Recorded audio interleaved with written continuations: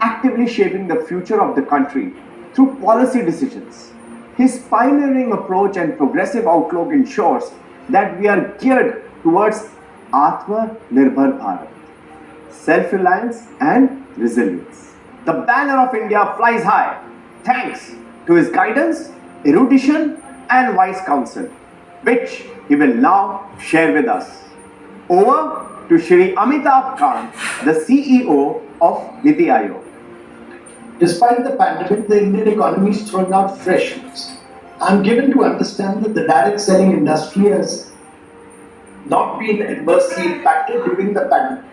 Rather, it has surged ahead. Hence, I congratulate the direct selling entities such as Amway for the strong showing during the moment of crisis.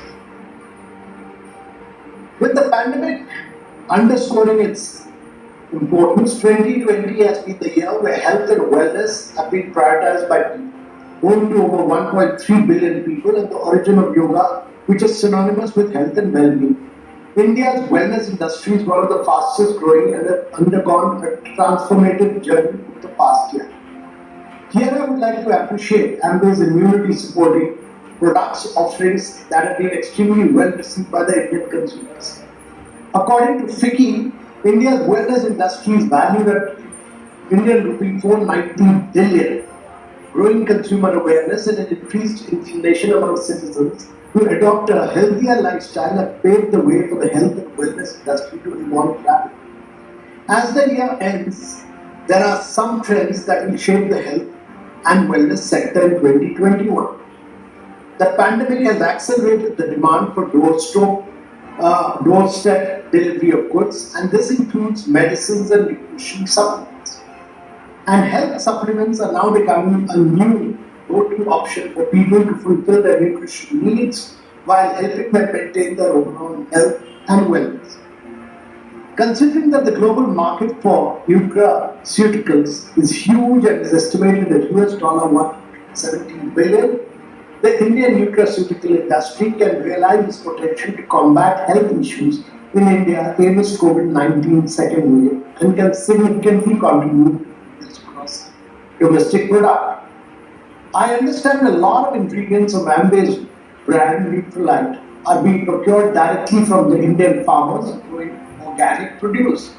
This is an encouraging sign for the future and has the potential to be an example of how India can be placed on the supply chain map for organic products.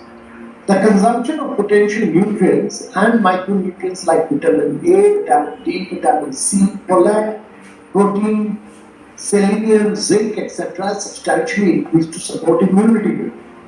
The nutraceutical industry has gained focus as the pharmaceutical industry is among the top 10 industries in India.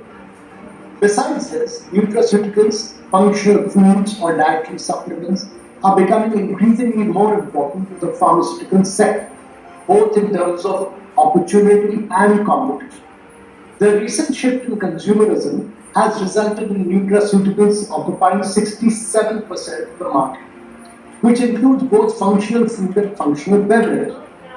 The Indian nutraceutical industry has been growing at 25% annually during the pandemic period, of which Amway is one of the leading players. With over 60% of Amway direct sellers in India being women, I'm confident that women direct sellers in Amway will be a stellar example of the future of women entrepreneurship in India. The top 6 traits of any successful women are positivity, confidence, self-growth, thankfulness, belief, and vision. Globally, India ranks 3rd among countries reporting gender gaps in business.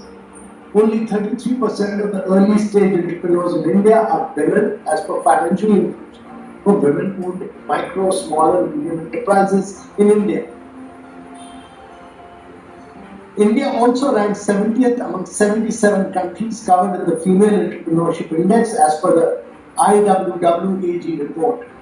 Women business owners could potentially bring 150 to 170 million jobs in India by 2020. Ladies and gentlemen, female entrepreneurship is particularly critical for India because it catalyzes women participation in the labor force. At a time when India's female labor force participation has fallen to 17.5% in 2017-18. Only 7% of working age women in India have paid jobs currently, as per a recent report.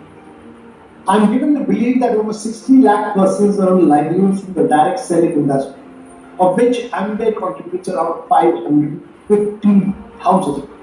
All direct sellers get a livelihood opportunity with zero investment.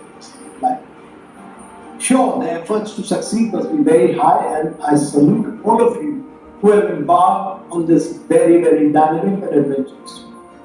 Last but not the least, Amway has set up its own manufacturing plant and has made a lot of investment towards the Make in India initiative, and is the only direct selling company in India to make this investment as their commitment to the country. I take this opportunity to congratulate Amway on its many, many initiatives in India.